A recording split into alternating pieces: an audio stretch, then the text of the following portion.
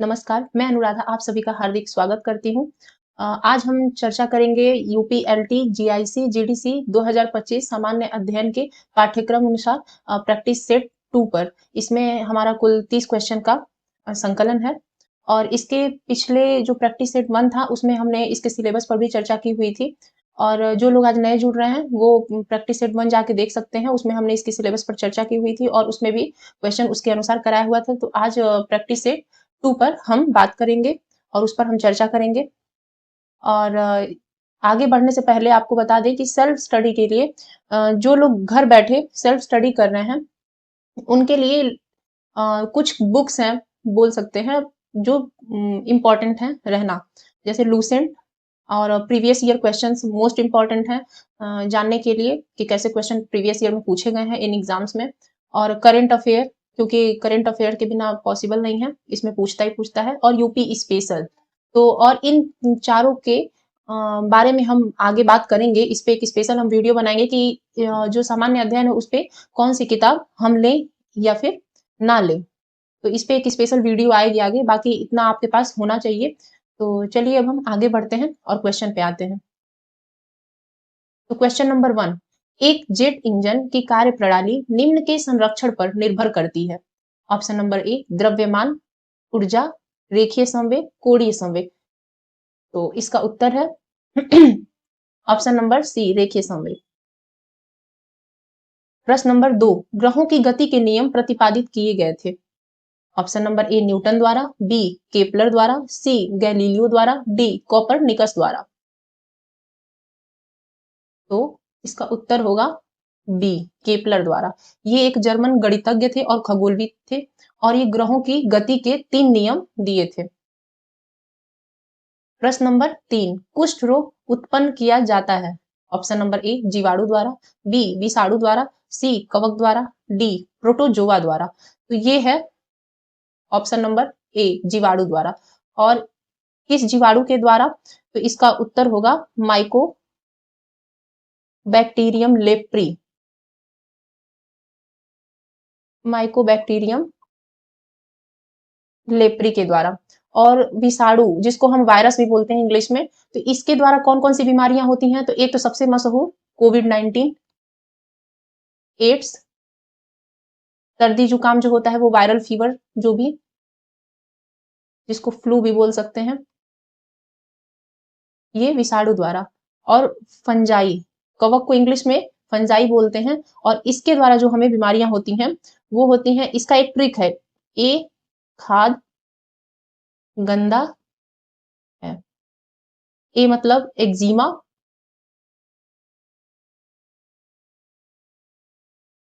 खाद मतलब खाज, द से दमा, ग से गंजापन, जिनके बाल झड़ रहे हैं या डैंड्रफ की प्रॉब्लम है, गंजापन हो रहा है, तो उसको फंगल इन्फेक्शन ही होता है। और दाद, जो दाद होते हैं, सफेद दाग वगैरह, ये सब फंगल इन्फेक्शन के ही प्रॉब्लम होते हैं, उन्हीं वही कवक के द्वारा ये सारे प्रॉब्लम होते हैं, जो स्किन डिजीजेस मैक्सिमम इसमें आती हैं। और प्रोटोजोआ जो गंदे पानी से होते हैं, और या फिर जहां गंदे पानी रहेंगे वहां मच्छर पनपते हैं और उससे जो बीमारियां होती हैं, जैसे मलेरिया और पेचिस, जो कॉमन है, मलेरिया, पेचिस, डेंगू, ये सब जो बीमारियां होती हैं वो प्रोटोजोआ से होती हैं। तो आगे बढ़ते हैं। प्रश्न नंबर 4, अम्ल वर्षा के लिए उत्तरदायी गैसीय प्रदूषक है। Option number A carbon dioxide, B methane, C ammonia, D sulphur dioxide. तो आपका इसका उत्तर होगा डी सल्फर डाइऑक्साइड। मीथेन को मार्स गैस भी कहा जाता है। मेथेन को मार्स गैस के भी नाम से जाना जाता है। अमोनिया जो है ना, ये रेफ्रिजरेंट का काम करती है। जैसे रेफ्रिजरेटर या फिर आपके घर में एसी होगा, जो भी ठंडा करता है उसमें अमोनिया गैस का ही रोल होता है।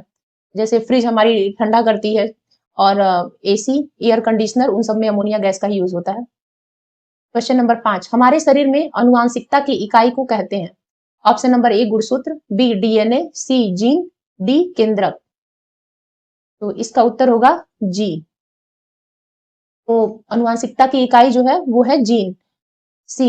ये जो जीन होता है वो आप लोग देखे होंगे, पीढ़ी दर पीढ़ी चीजें कुछ आपके आसपास में या आप लोगों में कुछ चीजें कॉमन होती है घर परिवार में कि कुछ मिलता जुलता रहता है, तो ये वही जीन है। और अनुवांशिकता का पिता किसको कहा जाता है? ग्रेगर जॉन मंडल को। ग्रेगर जॉन मंडल को अनुवांशिकता का पिता कहा जाता है, तो ध्यान में रखिएगा। आगे बढ़ते हैं। क्वेश्चन नंबर 6, निम्नलिखित में से किस पाकिस्तानी नागरिक को भारत सरकार द्वारा भारत रत्न से सम्मानित किया गया था? तो option number A Khan Abdul Ghaffar Khan, B Liaquat Ali Khan, C M A Jinnah, D Mohammad Iqbal. तो इसका उत्तर होगा आपका खान अब्दुल गफ्फार खान।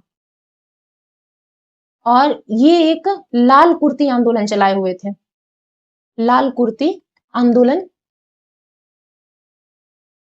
चलाए थे, और ये खुदाई खिदमतगार के संस्थापक थे।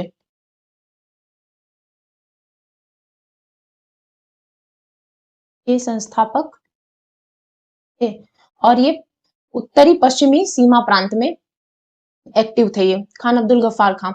और इनको जो भारत रत्न दिया गया वो 1987 में इनको भारत रत्न दिया गया। तो ये पहले गैर भारतीय भारत रत्न से सम्मानित व्यक्ति थे, खान अब्दुल गफ्फार खान। और हाल में 2024 में भारत में 2024 में भारत रत्न 5 लोगों को दिया गया है, 5 लोगों को। तो इसमें पहले हैं आपके लाल कृष्ण आडवाणी, ये एक लौते जो थे वो जीवित थे, और बाकी 4 लोगों को मरणोपरांत मिला था। दूसरे हैं आपके चौधरी चरण सिंह, चौधरी चरण सिंह थे। कर्पूरी ठाकुर थे।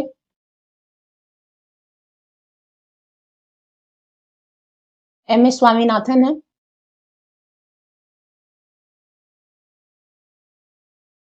और एक है पीवी नरसिम्हा राव।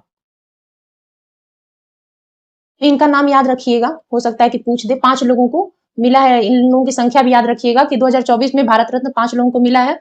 ये 4 लोगों को मरणोपरांत मिला है, बाकी लाल कृष्ण आडवाणी को जीवित रहने पे मिला हुआ है। तो आगे बढ़ते हैं। प्रश्न नंबर 7, अष्टाध्यायी लिखी गई थी? ए वेद व्यास द्वारा, पाणिनि द्वारा, सुखदेव द्वारा, वाल्मीकि द्वारा। तो ये लिखी गई थी पाणिनि द्वारा। ये व्याकरण व्याकरण से संबंधित पुस्तक है। व्याकरणाचार्य इनको कहा जाता है, पाणिनि को।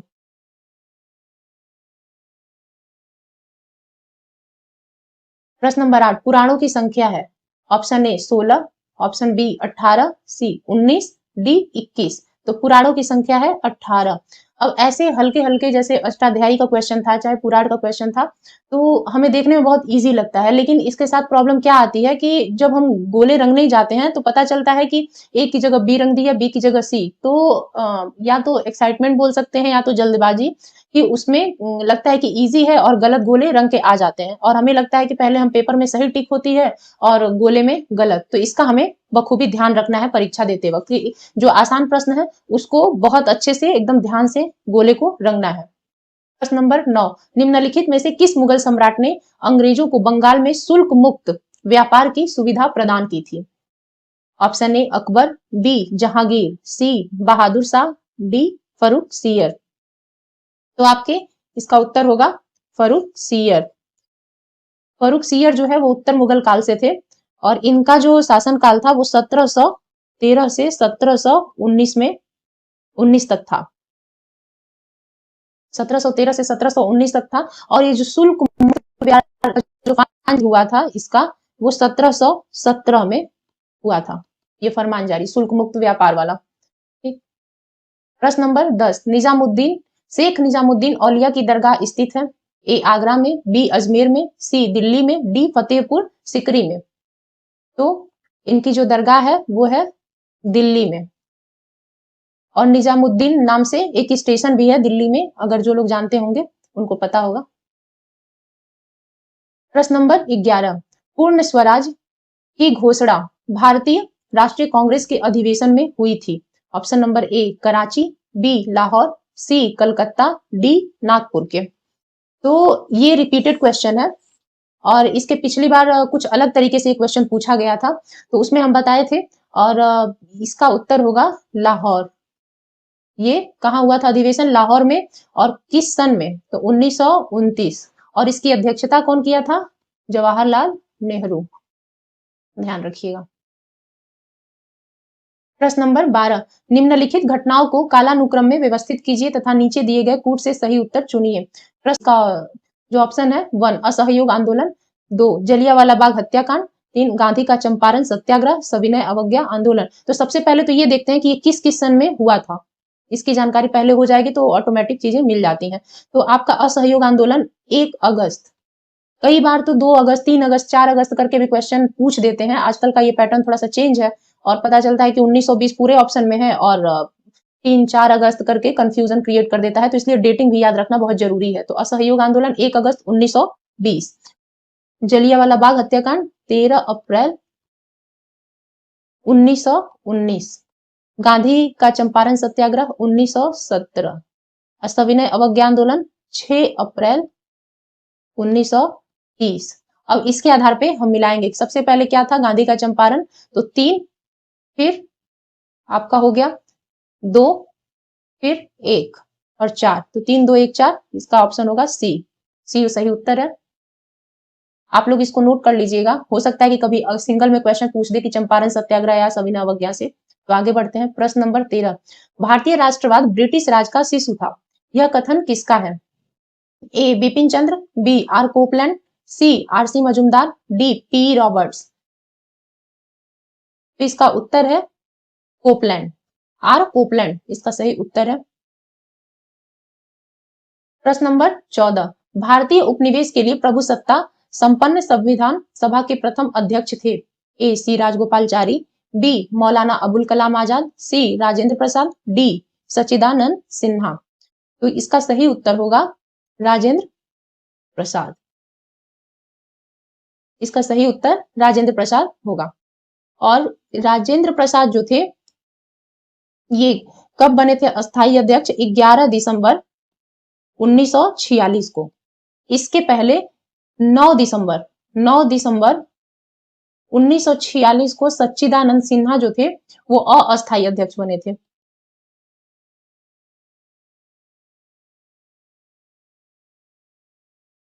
अस्थाई अध्यक्ष सच्चिदानंद सिन्हा 9 दिसंबर 1946 को अस्थाई अध्यक्ष बने थे और राजेंद्र प्रसाद 11 दिसंबर 1946 को अस्थाई अध्यक्ष बने थे। अस्थाई, ध्यान रखिएगा, अस्थाई, इसका आप लोग ध्यान रखिएगा, हो सकता है कभी पूछ दे। तो अगले प्रश्न पे बढ़ते हैं। प्रश्न नंबर 15, मुस्लिम लीग द्वारा पाकिस्तान का प्रस्ताव पारित किया गया था। ऑप्शन ए फरवरी 1922 में, बी दिसंबर 1928 में, सी मार्च 1940 में, डी सितंबर 1944 में। तो इसका उत्तर होगा मार्च 1940 में। ऑप्शन नंबर सी इसका सही उत्तर होगा। और ये कहां हुआ था अधिवेशन? ये हुआ था आपका अधिवेशन लाहौर में। लाहौर में अधिवेशन ये हुआ था 22 से 24 मार्च 1940 में और इसकी जो अध्यक्षता किए थे वो मोहम्मद अली जिन्ना किए थे, जिसमें पाकिस्तान की मांग रखी गई थी। नेक्स्ट क्वेश्चन, क्वेश्चन नंबर 16, निम्नलिखित में से किस अधिकार को बी आर अम्बेडकर द्वारा संविधान का दिल एवं आत्मा कहा गया था? ऑप्शन ए धार्मिक स्वतंत्रता का अधिकार, बी संपत्ति का अधिकार, सी समानता का अधिकार, डी संवैधानिक उपचारों का अधिकार। तो इसका उत्तर होगा डी संवैधानिक उपचारों का अधिकार। तो ये जो संवैधानिक उपचारों का अधिकार है ये आपके किस अनुच्छेद में आता है? तो अनुच्छेद आर्टिकल 32 में आता है ये।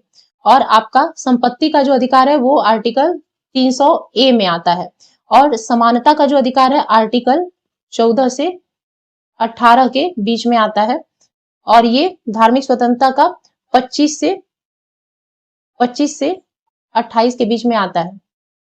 तो धार्मिक स्वतंत्रता का अधिकार आर्टिकल 25 से 28 के बीच, संपत्ति का अधिकार 301 के अंतर्गत, समानता का आर्टिकल 14 से 18 और संवैधानिक उपचारों का अधिकार जो है आर्टिकल 32। तो ये ध्यान रखिएगा। और बी आर अम्बेडकर ने संविधान का दिल एवं आत्मा संवैधानिक उपचारों के अधिकार को ही कहा है। प्रश्न नंबर 17, भारत के संविधान के किस अनुच्छेद में उसके संशोधन की प्रक्रिया दी गई है?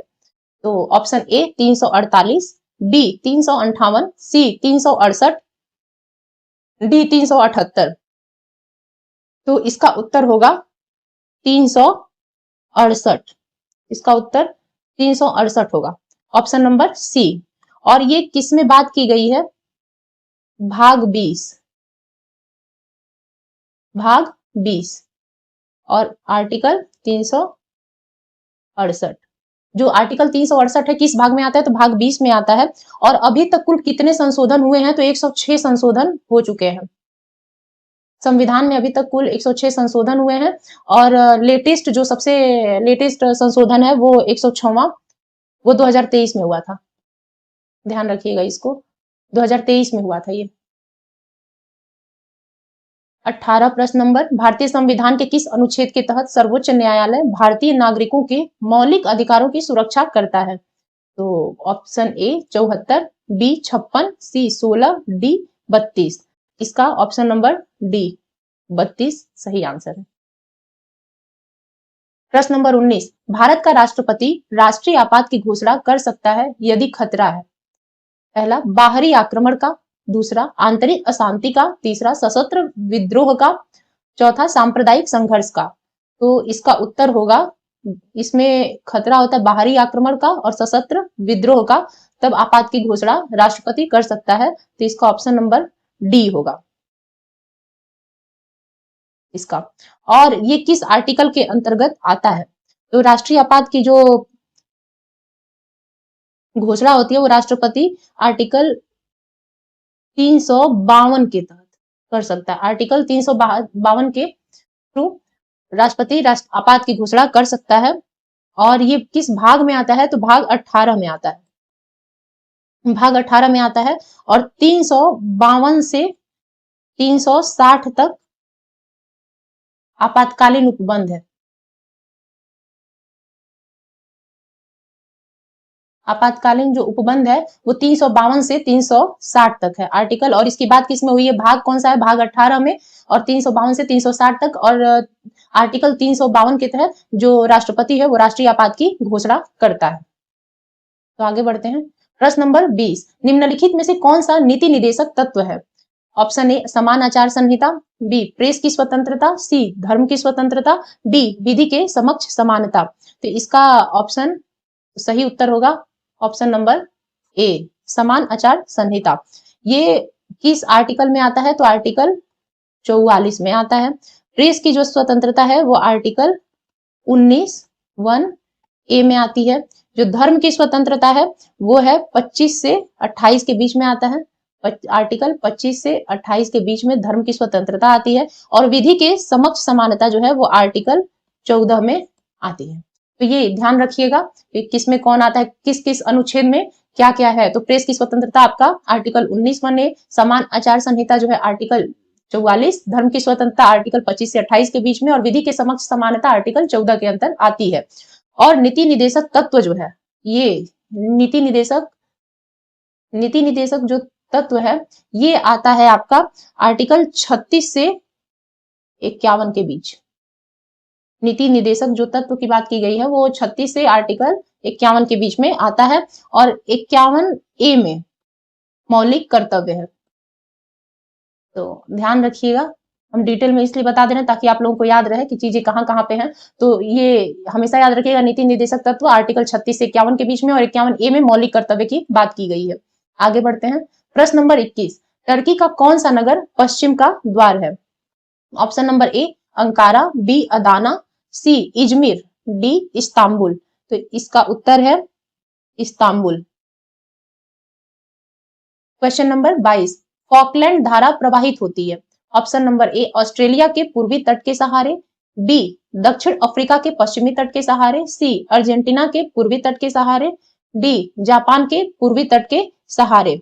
तो इसका उत्तर होगा सी अर्जेंटीना के पूर्वी तट के सहारे। प्रश्न नंबर 23, निम्नलिखित में से कौन सा युग्म सुमेलित है? तो ये देश है और ये उसकी राजधानी है, इसमें से कौन सुमेलित है ये देखेंगे। Cyprus Baghdad, Lebanon Beirut, Turkey Ashgabat, Ukraine Akmola. तो इसका जो सही उत्तर है वो लेबनान बेरूत, ये सही है, इसकी सही राजधानी है। यूक्रेन की राजधानी जो है वो कीव है,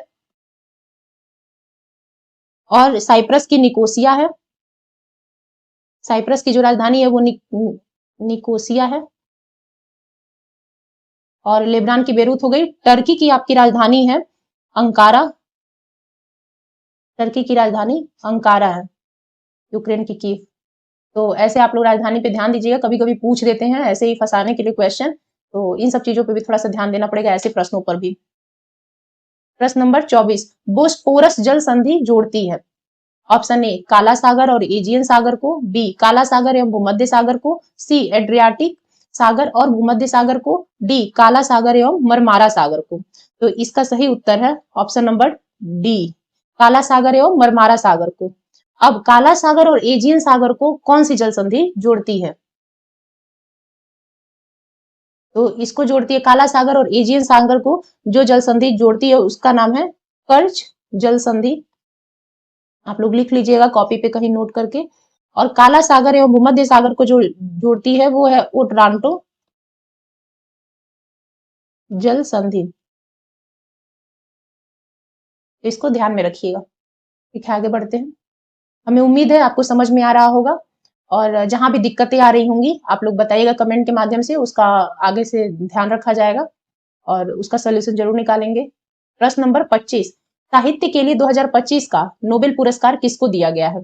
option number A Laszlo Krasznahorkai, B Vinod Kumar Shukla, C Maria Corona, D Hong Kong.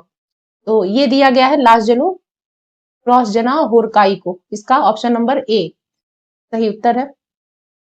प्रश्न नंबर 26, 2026 में विश्व बैडमिंटन चैंपियनशिप की मेजबानी कौन शहर करेगा? तो ए नई दिल्ली, बी मुंबई, सी बेंगलुरु, डी कोलकाता। तो इसका सही उत्तर है नई दिल्ली। प्रश्न नंबर 27, अंतर्राष्ट्रीय जैव विविधता दिवस कब मनाया जाता है? 20 मई, option number A B, option number B 22 जून, ऑप्शन नंबर सी 22 मई, डी 22 अप्रैल। तो इसका सही उत्तर है आपका 22 मई। इसमें एक चीज का ध्यान रखना है कि ये ऐसे ही करके पता चलेगा 22 मई 12 मई करके, तो डेटिंग को थोड़ा सा ध्यान में रखना। और इसकी एक थीम भी है, तो इस समय की जो थीम है जैव विविधता दिवस की इस बार की, वो है आपकी प्रकृति के साथ, प्रकृति के साथ सद्भाव। इसकी थीम याद रखिएगा, कई बार पूछ देता है कि जैव विविधता दिवस की इस बार की थीम क्या है। तो प्रकृति के साथ सद्भाव और सतत विकास, और सतत विकास इसकी थीम है। आगे बढ़ते हैं। प्रश्न नंबर 28, हाल ही में भारत में कहां पहली multi lane free flow toll प्रणाली शुरू हुई है? तो option number A Mumbai, B Gujarat, C Delhi, D Uttar Pradesh. तो इसका उत्तर है बी गुजरात। ये multi lane free flow toll क्या है? जैसे 4 लेन है, 6 लेन है, 8 लेन है, तो ऐसे ही यहाँ पे मल्टी लेन जो भी है वहां पे पहले टोल प्लाजा जो होते हैं वहां पे गाड़ियां रुकती थी, तो इसमें नहीं रुकेंगी और सीधा फास्ट टैग के थ्रू वो ले लेंगे। और इससे क्या होगा कि जाम लगने की संभावना कम हो जाएगी, जाम नहीं लगेंगे, गाड़ियां चलती रहेंगी और उनका टोल टैक्स पे हो जाएगा। 29, क्वेश्चन नंबर 29, जो डूरंड कप का संबंध किस खेल से है? तो वो कबड्डी, क्रिकेट, फुटबॉल, वॉलीबॉल। तो इसका उत्तर होगा ऑप्शन नंबर सी, उत्तर option number C football. Question number 30, ये हमारा आज का आखिरी क्वेश्चन है। उत्तर प्रदेश के किस शहर में पहला अपशिष्ट से सीएनजी प्लांट स्थापित किया जा रहा है, जो भारत का दूसरा ऐसा प्लांट है? Option number A Gandhinagar, B Prayagraj, C Gorakhpur, D Varanasi. तो इसका उत्तर होगा ऑप्शन नंबर बी प्रयागराज। तो आज का हमारा ये जो प्रैक्टिस सेट है वो पूरा हुआ, और आप लोगों को हमारे प्रश्नों का जो संकलन है वो कैसा लगा आप लोग कमेंट के माध्यम से जरूर बताइए। और हमारी बातें आपको समझ में आ रही हैं या नहीं आ रही हैं ये भी आप जरूर बताइएगा। सामान्य अध्ययन की क्लास हम लेना शुरू किए हैं, बाकी हिंदी की क्लास आप लोगों के सर लेते हैं और आप लोगों को समझ में आती होंगी। तो हम लोग इस तरीके से आज का 30 प्रश्न पूरा किए, और चैनल से आप लोग जुड़े रहिए, प्रश्नों को अंतिम तक देखिए और इसके नोट्स बनाइए। और जैसा भी आप लोगों का जो भी रिव्यू होगा उसको कमेंट्स के माध्यम से जरूर दीजिएगा। और चैनल को लाइक कीजिए, सब्सक्राइब कीजिए, कमेंट कीजिए। और कल का आप लोगों का कमेंट मैंने पढ़ा था, काफी अच्छा था, और आप लोग अच्छे मतलब रिस्पॉन्ड, आप लोगों को चीजें समझ में आई, ये हमें भी अच्छा लगा। आप लोगों की बातों से हमें भी मोटिवेशन मिलता है। और आगे से जैसा भी होगा आप लोग जरूर बताइए। बाकी फिर मिलते हैं एक नए लेक्चर के साथ, एक नए प्रैक्टिस सेट के साथ और नई एनर्जी के साथ। तब तक के लिए नमस्कार।